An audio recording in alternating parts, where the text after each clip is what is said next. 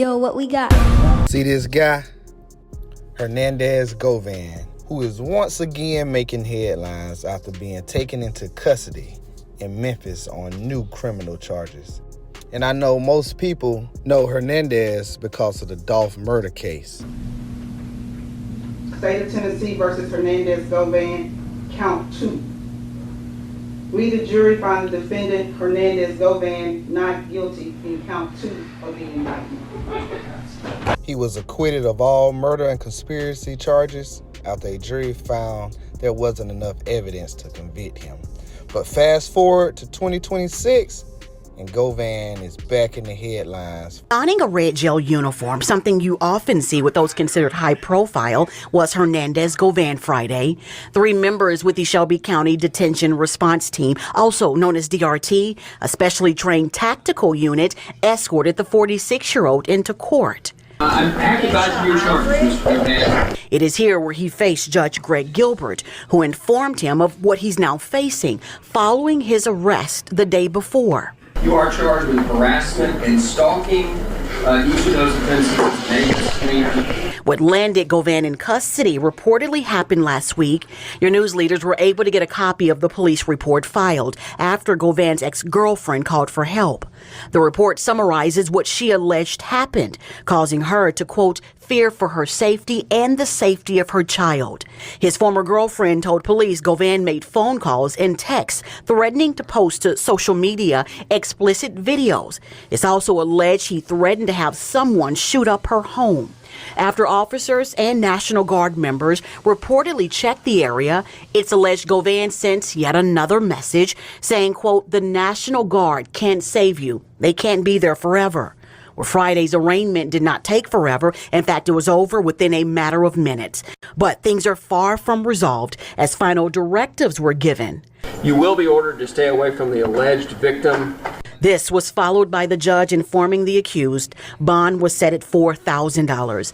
Govan left the same way he came, flanked by extra security, headed back to lockup. Govan telling the court he could pay that $4,000 bond. Now, he seemed like he got some relationship problems, whatever's going on. He got some issues. And you know one person that's calling him out on it? LiL Woody. Oh, this up, y'all. Hernandez Govan. The boy so broken, poor, and homeless. He had to go to jail because he was starving, y'all. Yeah, they broke him up. And he locked up for stalking. That's how you know he broke, busted, in discussion, man. Time been through him. It's okay. One thing about it, man. Yeah, y'all know how the rooster is. Yep. Just wake up mad. You feel me? What type of jail for stalking? You feel me? And knowing Hernandez Govan, it was a man. He was stalking another man, y'all. He been hanging over there with Charles White a little too long. It rubbing off on him. Who else you finna tell on to get out, sucker? Yeah, make sure y'all tag that sucker. Let him know. You get what you put out, fool.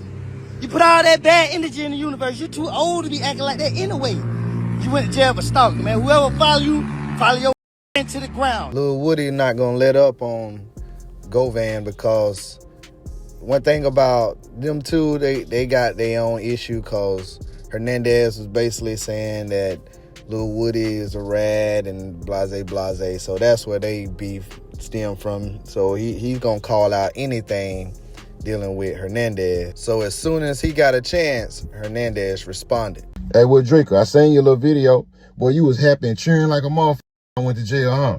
The same way you was when you snitched on all your friends. You took down the whole Atlanta.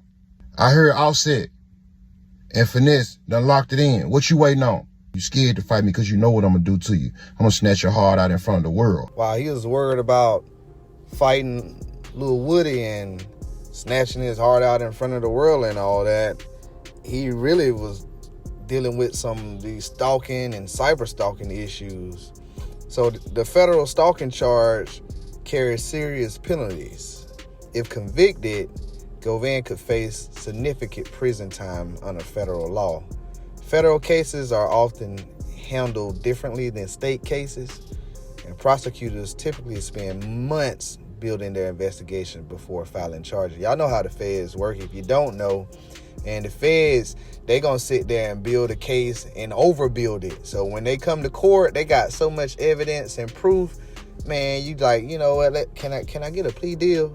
Can we work out something? That's what most people end up doing, or they just go ahead and fight it. But you fight it, you're taking a chance, because the feds got so much evidence, they almost gonna break you. You know, they're gonna make you pretty much just give in and take a plea. Well, with this federal case, you know, the allegations are similar to those in state cases. Many people are now watching closely to see how both cases move through the court system. LiL Woody wasn't the only one, you know, in the social media space talking. I mean, everybody is talking about it. Some people are expressing shock that Govan is facing new legal trouble so soon after being acquitted in the Dolph case. Others are reminding people that an arrest is not a conviction and that everyone is entitled to due process in court, because we don't know the situation. We don't know what, you know, if it's true or whatever the case may be, but the feds got something. You know, the state had something, so something's going on. We'll find out. But he's entitled to his, you know, due process in court. Regardless of where people stand, the case is quickly becoming one of the most talked about legal stories coming out of Memphis right now. What makes this case even more serious is the speed at which the federal authorities move. According to reports, Govan had barely secured his release on the state charges before a federal agent stepped in and took him back into custody. That sequence of events immediately caught the attention of many observers, because federal prosecutors typically do not file charges unless they believe they have substantial evidence to support their case. Federal courts documents reportedly allege that Govan engaged in a pattern of threatening communication directed at the alleged victim over an extended period of time. Now all eyes are on the upcoming court proceedings as Hernandez Govan prepares to fight both the state allegations and a new federal cyberstalking charge. For Hernandez Govan, what should have been a fresh start after walking away from one of Memphis' most talked about trials has now turned into another major legal battle. After beating the young Dolph murder case and regaining his freedom, he's once again sitting behind bars, this time facing allegations from both state authorities and the federal government. Now the questions are mounting. Will prosecutors be able to prove their case?